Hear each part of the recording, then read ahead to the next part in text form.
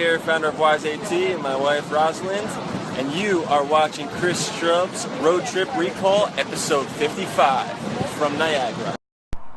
Flat tires.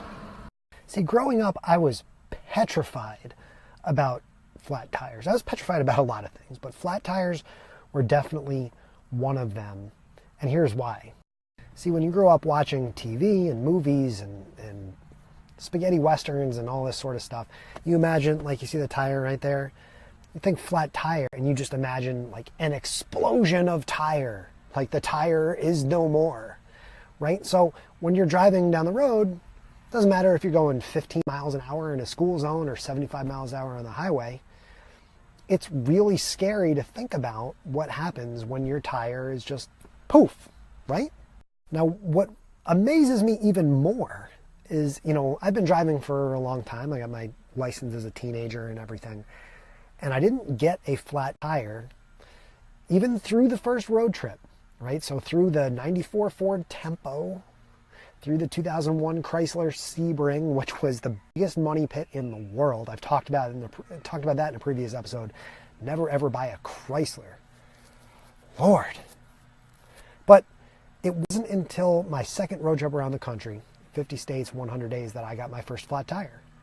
And I got that first flat tire in New Orleans, and I had just gotten my oil changed. This was like Memorial Day weekend, so it was interesting that this place was even open to begin with. And I pulled out onto the main, not the main road, not like the highway, but like the sort of the service road, and drove about 100 feet, and the tire burst. And it's frightening. It's scary to hear. And so I went back to this, what do they call it? Like a 90-second oil change shop. They have these all around the country. Like, get your oil changed instantly. And they had messed with the tire pressure. And I was like, lady, you screwed up my tire.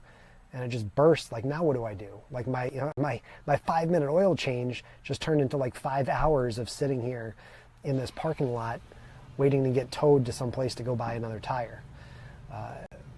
They did not feel sympathetic at all. However, it was pretty reassuring to have this experience, and I'm curious, and I want you to jump in the comments, let me know what you think. If you've never had a flat tire, you don't know what it's like. You don't know what it sounds like, what it feels like, and so it can be worrisome to not have had that experience. As much as you never want to have a flat tire, of course, you also, once you do have one, you're like, oh, that's it.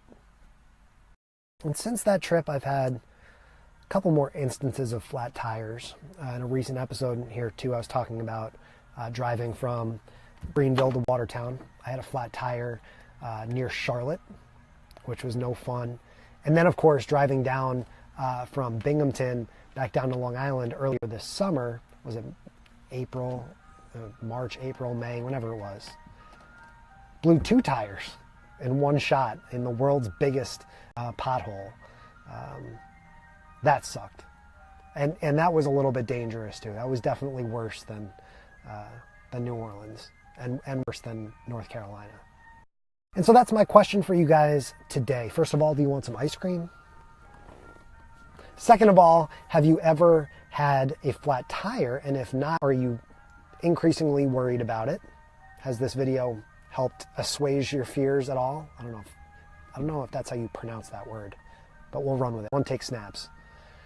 And if you have had a flat tire, what was it like? Was it really bad? Did you get like in more of an accident, or it was just like, oh, I have a flat tire.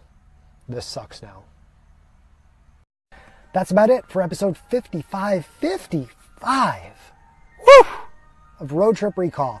Make sure you get your copy of 50 States, 100 Days. The book is available now on Amazon. You can read all about it at teamstrub.com.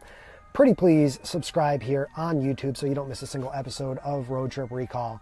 And of course, I'll be back real soon with episode 56. See you next time.